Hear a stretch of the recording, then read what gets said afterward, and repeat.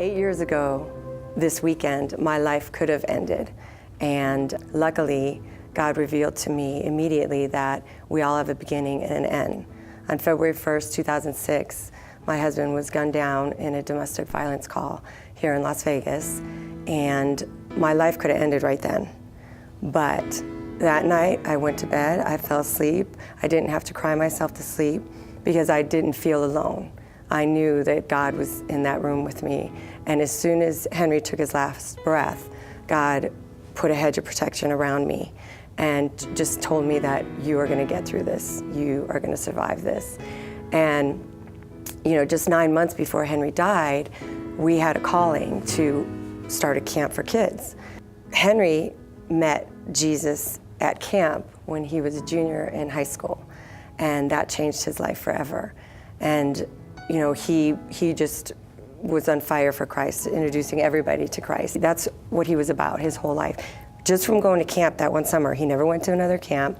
So God put him in my life to change my life forever and to give me my passion and my mission in life. Well, I had been fighting for several years to have my son, you know, with me. You know, I came from a past with a broken marriage, and then as a single dad, I thought, well, this will be pretty easy. You know, I've got the money, I've got the time, I'll be able to take my son to school and pick him up every day, and we'll be involved in sports and music and everything, and it'd be pretty simple. You know, kids need a lot of time, so I thought that would work. I found out it was a real challenge to keep my son on the right path. I, you know, had to deal with probably what a lot of parents are dealing with, where their kids get into trouble, they get into drugs and alcohol, they even find themselves in the juvenile service system, which is where I, you know, found me dealing with a lot of these things. And you know, I just didn't know how to handle it. And then one day I was traveling down Highway 95 and was T-boned on the interstate right in front of Central Christian Church. Happened to be on a Christmas Eve. And I rolled my vehicle 5 times off the freeway and ended up upside down and pinching myself that I was still alive. I got out of the vehicle and I just sat there on the side of the road facing the cross at Central. And that's when I knew he got my attention finally, and that I'm just going to wave the white flag and give it to him. So after Henry's funeral service was at Central Christian Church, and Judd did the service, and I became really connected with that church. That's where Henry and I were attending. That was my first church ever. Shortly after Henry's service, Judd and another pastor had called me to meet with them, and they offered me a position on staff at Central. Well, after I had attended Central there for a couple of years, I was luckily and blessed to start changing my son's life. He started attending church, and I soon became baptized and was able to baptize my son, which was an amazing thing, an amazing time for us. And I'm now seeing a lot of other people come to church that are really suffering and going through some challenging times with their kids.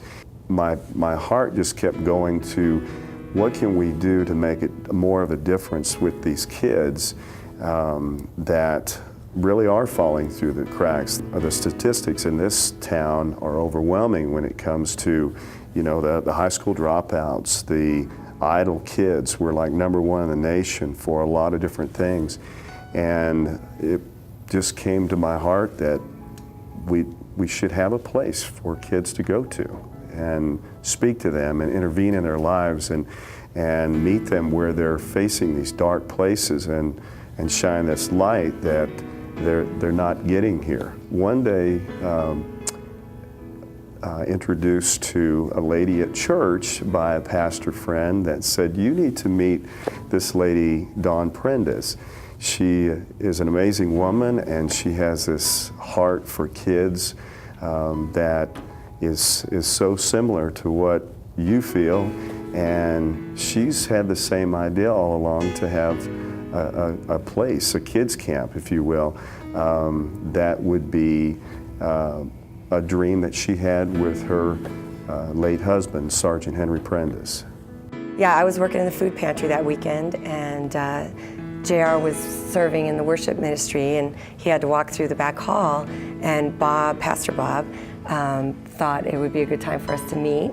And we were introduced right there, and he's like, "I have to go play," and I thought he was pretty cute. And I remember meeting him and exactly where we were at, which obviously says something. And later that week, we met for coffee in the coffee shop there at Central, and started talking about our passion for kids. And he told me his story, and I told him my story. So yeah, we just we hit it off. We became business partners first.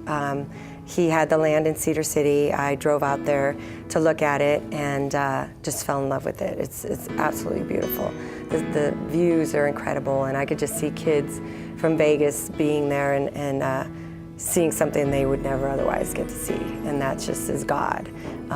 It's just so, fell in love with it, and then we became friends, and we would meet after church for dinner once in a while, meet at church, sit together.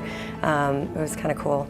And then I just fell in love with his heart. I fell in love with JR, and just he, for him to come in and have a passion for Henry's place, knowing that, it was my husband and everything that Henry meant to me, it took a really strong man to fill that role. It's been 8 years, that we've been building this dream, and just August 1st of this past year, we finally got our